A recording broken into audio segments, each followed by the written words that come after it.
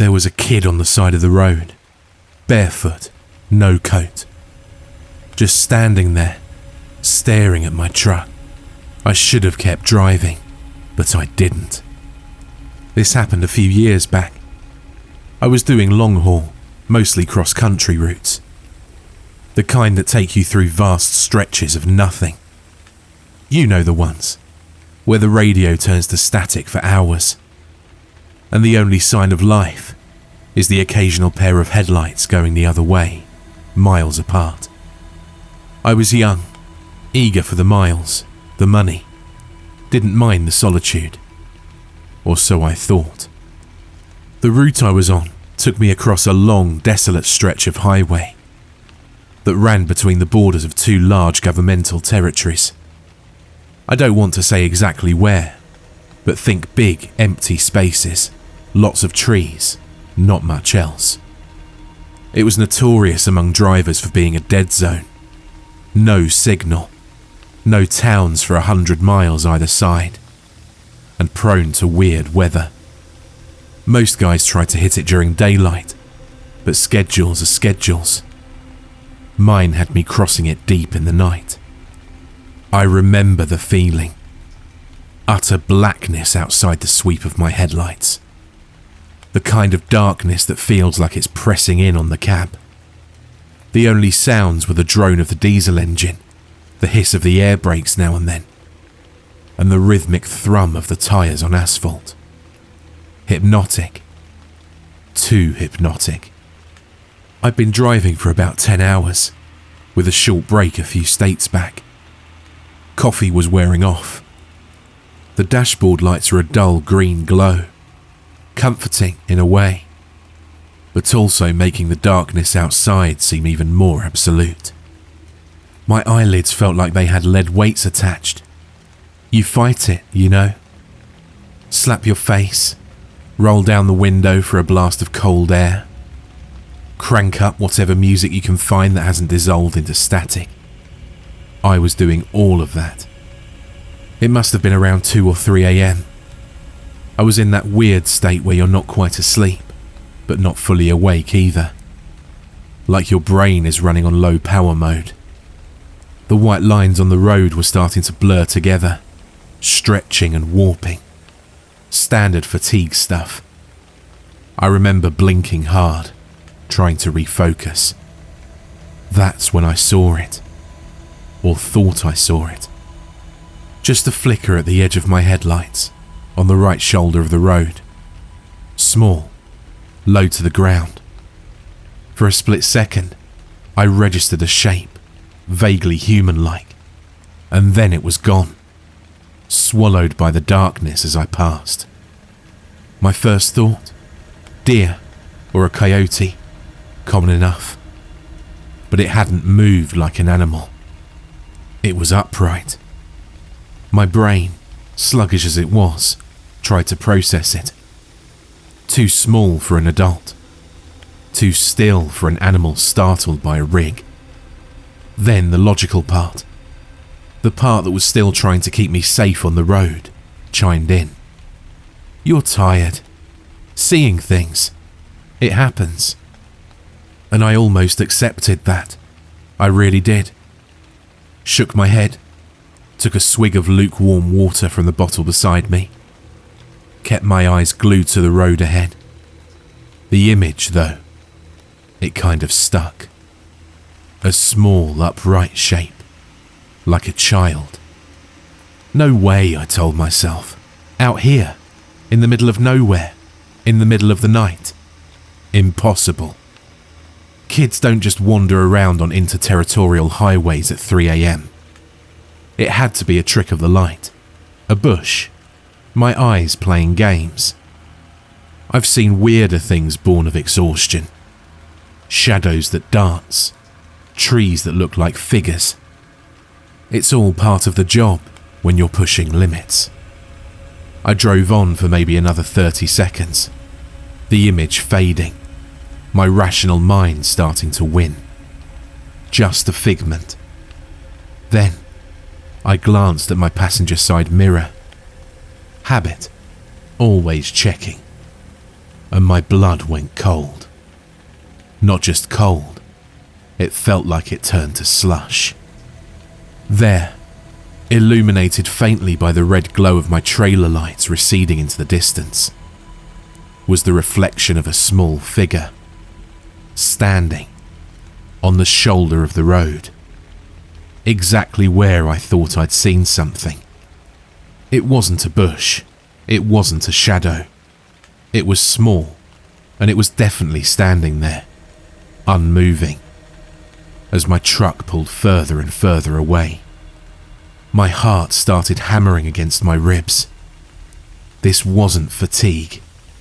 This was real. There was someone, something back there, and it looked tiny. Every instinct screamed at me. Danger. Wrong. Keep going. But another voice, the one that makes us human, I suppose, whispered something else.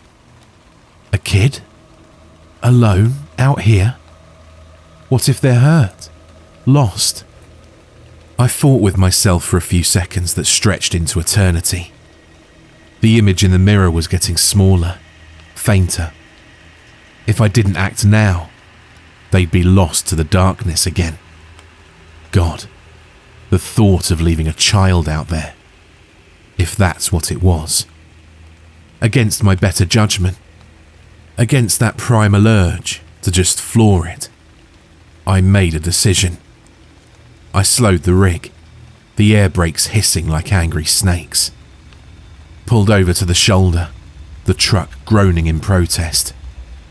I put on my hazards, their rhythmic flashing cutting into the oppressive darkness.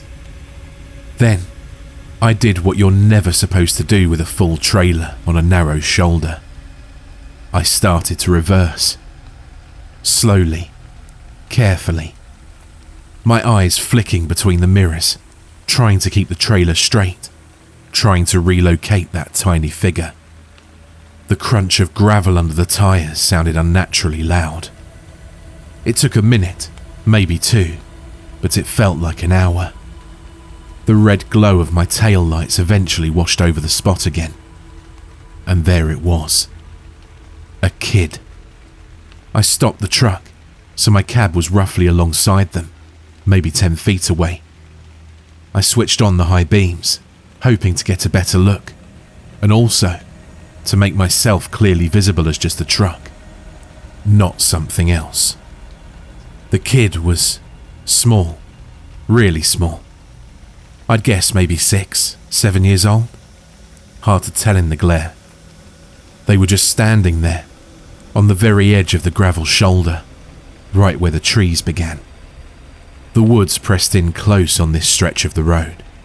Tall, dark pines, and dense undergrowth that looked like a solid black wall just beyond the reach of my lights.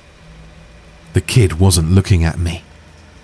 They were facing sort of parallel to the road, just walking, slowly, like they were on a stroll, completely oblivious to the massive 18-wheeler that had just pulled up beside them. Engine rumbling, lights blazing. They were wearing what looked like pajamas, thin, light-coloured pajamas. In the chill of the night, no coat, no shoes that I could see. My mind reeled. This was wrong. So many levels of wrong. I killed the engine. The sudden silence was almost deafening, amplifying the crickets. The rustle of leaves in the woods from a breeze I couldn't feel in the cab. My heart was still thumping. A weird mix of fear and adrenaline, and a dawning sense of responsibility. I rolled down the window. The night air hit me, cold and damp, carrying the scent of pine and wet earth. "Hey!" I called out. My voice sounded hoarse, too loud in the quiet. "Hey, kid!" No response. They just kept walking, one small, bare foot in front of the other, at a pace that was taking them absolutely nowhere fast. Their head was down slightly, I couldn't see their face properly. "Kid, are you okay?" I tried again, louder this time. Slowly, so slowly, the kids stopped. They didn't turn their head fully, just sort of angled it a fraction, enough that I could see a pale sliver of cheek in the spill of my headlights. Still not looking at me, still ignoring the multi-ton machine idling beside them. A prickle of unease ran down my spine. Not the normal kind of unease. This was deeper, colder. Animals act weird sometimes, but kids, a lost kid should be scared, relieved, something. This one was nothing.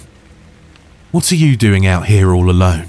I asked, trying to keep my voice calm, friendly, like you're supposed to with a scared kid, even though this one didn't seem scared at all. "It's the middle of the night." Silence. Just the sound of their bare feet scuffling softly on the gravel as they took another step, then another, as if my presence was a minor inconvenience, a background noise they were choosing to ignore. This wasn't right. My internal alarm bells were clanging louder now. My hand hovered near the gear stick. Part of me wanted to slam it into drive and get the hell out of there. But the image of this tiny child, alone, possibly in shock. I couldn't just leave, could I? "Where are your parents?" I pushed, my voice a bit sharper than I intended. "Are you lost?" Finally, the kids stopped walking completely. They turned their head just a little more, still not looking directly at my cab, more towards the front of my truck, into the glare of the headlights. I could see their face a bit better now. Pale, featureless in the harsh light, like a porcelain doll. Small, dark smudges that might have been eyes. No expression. None. Not fear, not sadness, not relief. Just blank. An unreadable slate. Then a voice, small, thin, like the rustle of dry leaves. "Lost." Just that one word. It hung in the air between us. Relief washed over me, quickly followed by a fresh wave of concern. "Okay, lost. That's something I can deal with." "Okay, kid. Lost is okay. We can fix lost. Where do you live? Where were you going?" The kid finally, slowly, turned their head fully towards my cab. Towards me. I still couldn't make out much detail in their face. The angle, the light, something was obscuring it, keeping it in a sort of shadowy vagueness despite the headlights. But I could feel their gaze. It wasn't like a normal kid's look. There was a weight to it, an intensity that was so deeply unsettling for such a small form. "Home," the kid said, that same thin, reedy voice. "Trying to get home." "Right, home. Where is home?" I asked, leaning forward a bit, trying to project reassurance. "Is it near here? Did you wander off from a campsite, a car?" There were no campsites for miles. No broken down cars on the shoulder. I knew that. The kid didn't answer that question directly. Instead, they took a small step towards the truck. Then, another. My hand tensed on the door handle, ready to open it, to offer what? A ride? Shelter? I didn't know. "It's cold out here," I said, stating the obvious. "You should get in. We can get you warm, and I can call for help when we get to a spot with a signal." My CB was useless, just static. My phone had shown no service for the last hour, The kid stopped about 5 feet from my passenger door, still in that pale, thin pajama-like outfit, barefoot on the sharp gravel. They should be shivering, crying.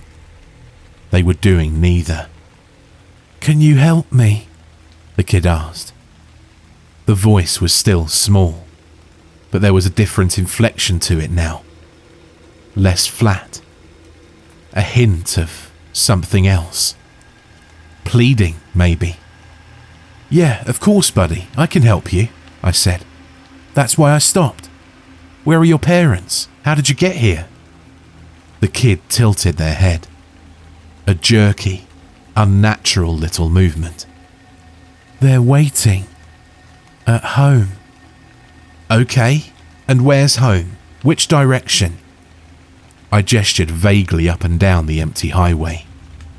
The kid didn't point down the road. They made a small, subtle gesture with their head. A little nod towards the trees, towards the impenetrable darkness of the woods lining the highway. "In there," the kid said. My stomach clenched. In the woods? Your home is in the woods?" "Lost," the kid repeated, as if that explained everything. "Trying to find the path. It's dark." "Yeah, it's very dark," I agreed, my eyes scanning the tree line. It looked like a solid wall of black. No sign of any path, any habitation. Just dense, old-growth forest. The kind of place you could get lost in for days, even in daylight. "Can you come out?" the kid asked. "Help me look. It's not far. I just can't see it from here." Every rational thought in my head screamed no. Get out of the truck, in the middle of nowhere, in the pitch dark, with this strange child who wanted me to go into those woods. No, absolutely not. But the kid looked so small, so vulnerable. If there was even a tiny chance they were telling the truth, that their house was just a little way in, and they were genuinely lost. I don't think that's a good idea, buddy," I said, trying to sound gentle. "It's dangerous in there at night, for both of us. Best thing is for you to hop in here with me. We'll drive until we get a signal, and then we'll call the police or the rangers. They can help find your home properly." The kid just stood there, that blank, unreadable face fixed on me. "But it's right there," they insisted, their voice a little more insistent now. "Just a little way. I can almost see it. If you just step out, the light from your door would help." My skin was crawling. There was something profoundly wrong with this scenario. The way they were trying to coax me out. The lack of normal emotional response. The pajamas. The bare feet. The woods. I looked closer at the kid, trying to pierce that strange vagueness around their features. My headlights were bright, but it was like they absorbed the light rather than reflected it. Their eyes. I still couldn't really see their eyes. Just dark hollows. "I really think you should get in the truck," I said, my voice firmer now. "It's warmer in here. We can figure it out together." The kid took another step closer. They were almost at my running board now. "Please," they said, that reedy voice again. "My leg hurts. I can't walk much further. If you could just help me a little, just to the path." My internal conflict was raging. My trucker instincts, honed by years of seeing weird stuff and hearing weirder stories at truck stops, were blaring warnings. But the human part, the part that saw a child in distress, was still there, still arguing. I was tired, so damn tired. Maybe I wasn't thinking straight. Maybe this was all just some bizarre misunderstanding. I squinted, trying to see past the kid, towards the tree line they'd indicated. Was there a faint trail I was missing? A flicker of light deep in the woods? No. Nothing. Just blackness. Solid, unyielding blackness. And then I saw it. It wasn't something I saw clearly at first. It was more like an anomaly, a disturbance in the darkness behind the kid. The kid was standing with their back mostly to the woods, facing my truck. Behind them, the darkness of the forest was absolute. Or it should have been. But there was something connected to them. Something that stretched from the small of their back, from under the thin pajama top, and disappeared into the deeper shadows of the trees. I thought it was just a weird shadow cast by my headlights, hitting them at an odd angle. Maybe a rope they were dragging, a piece of clothing snagged on a branch.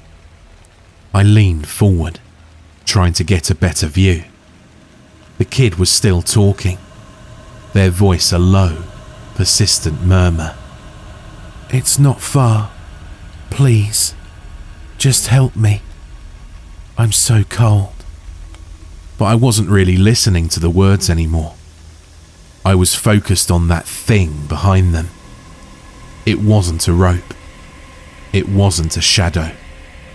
It was a tube. A long, dark, thick tube.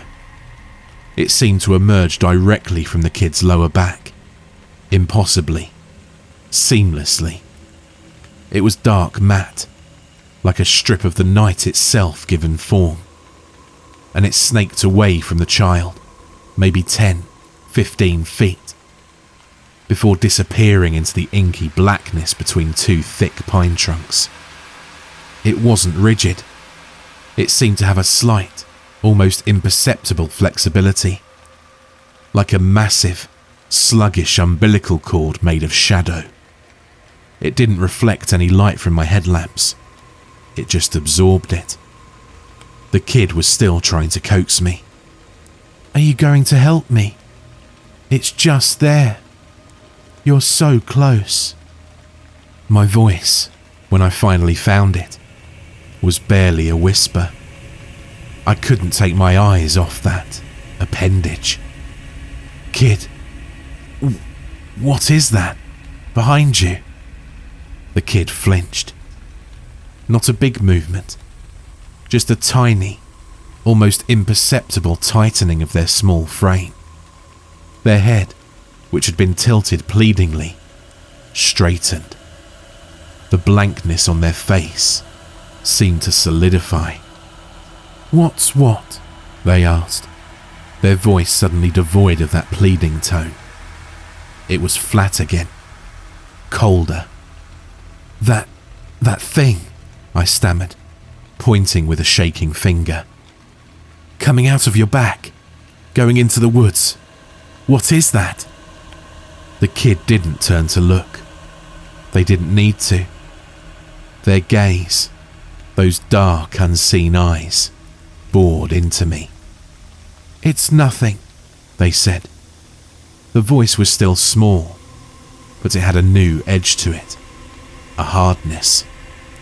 "You're seeing things. You're tired." They were using my own earlier rationalization against me. "No," I said, my voice gaining a tremor of conviction born of sheer terror. "No, I'm not. I see it. It's right there. It's connected to you." The kid was silent for a long moment.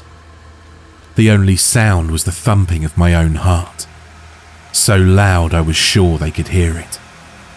The crickets had stopped. The wind seemed to die down. An unnatural stillness fell over the scene. Then, the kid's face began to change.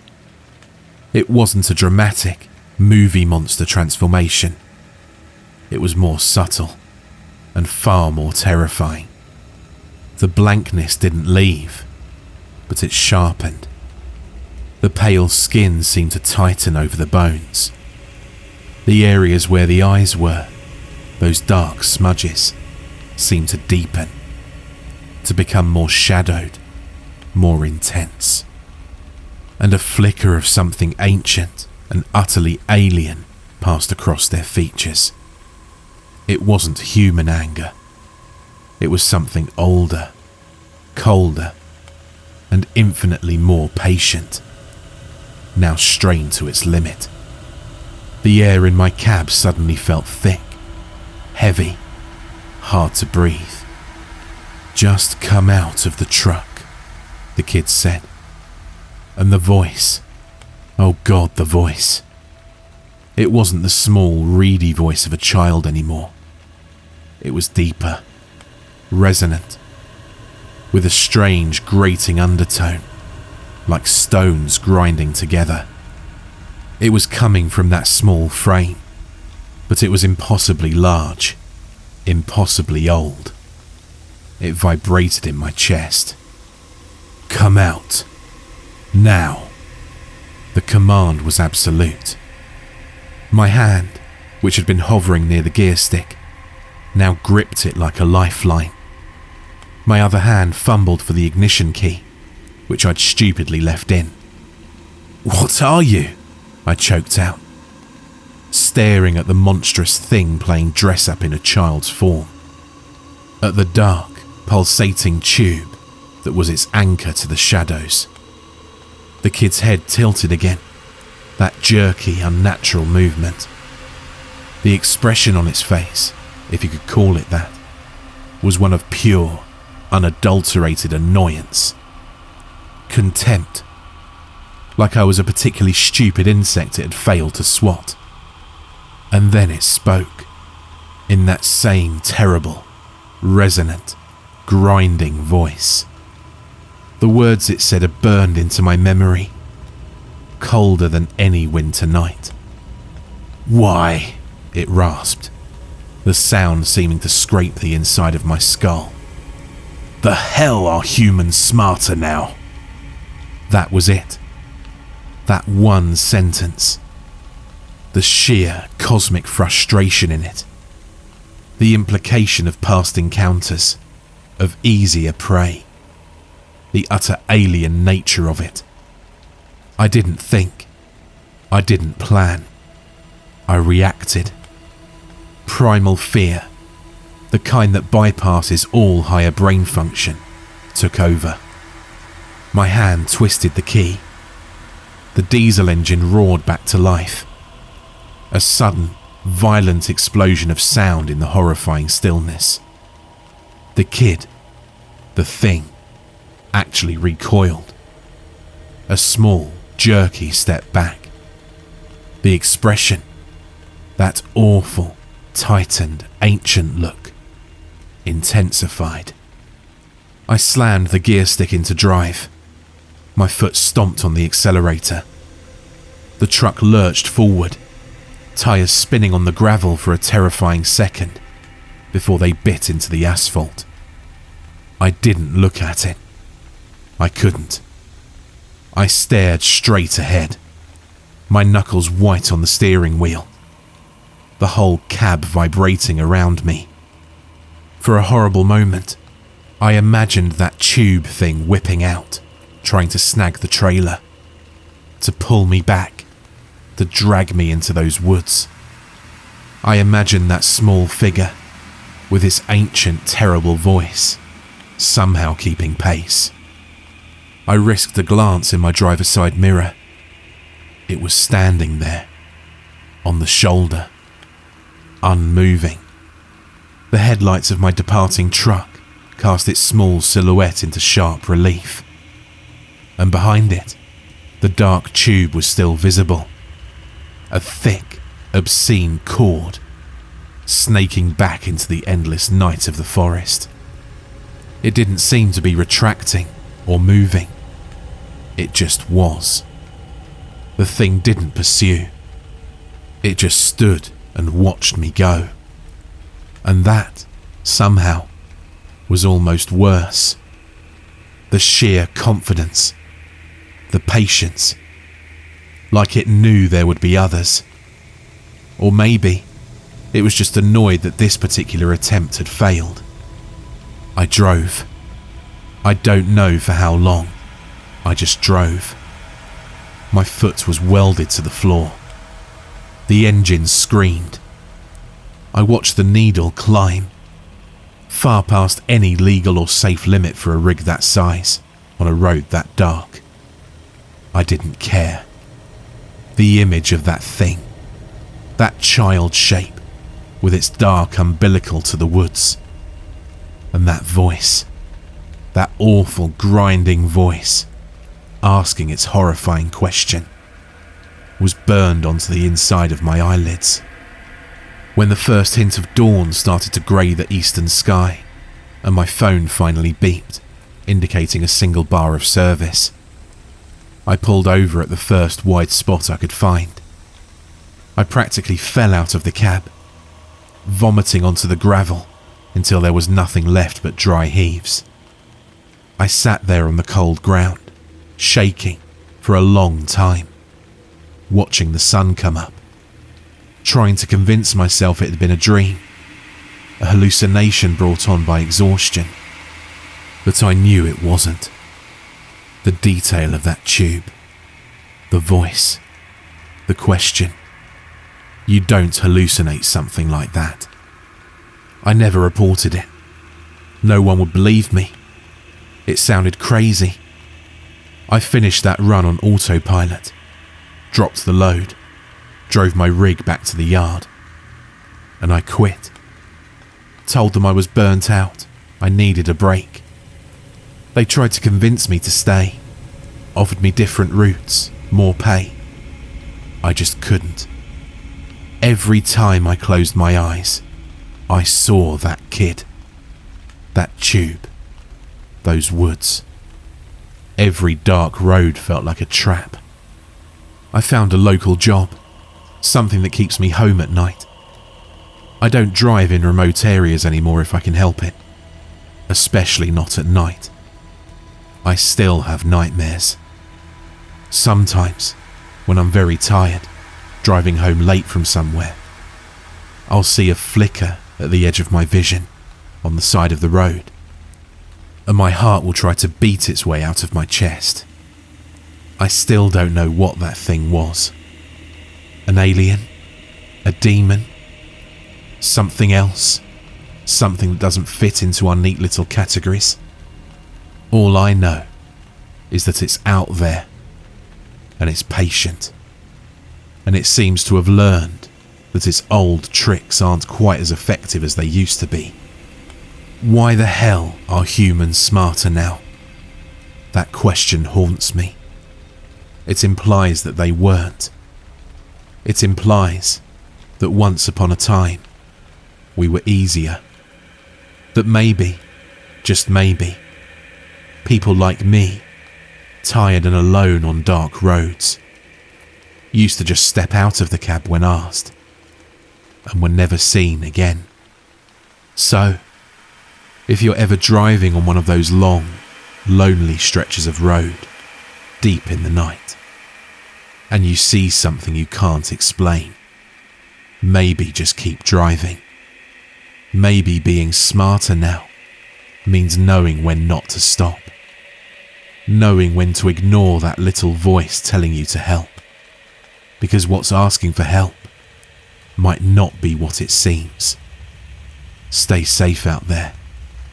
And for God's sake, stay on the well-lit roads.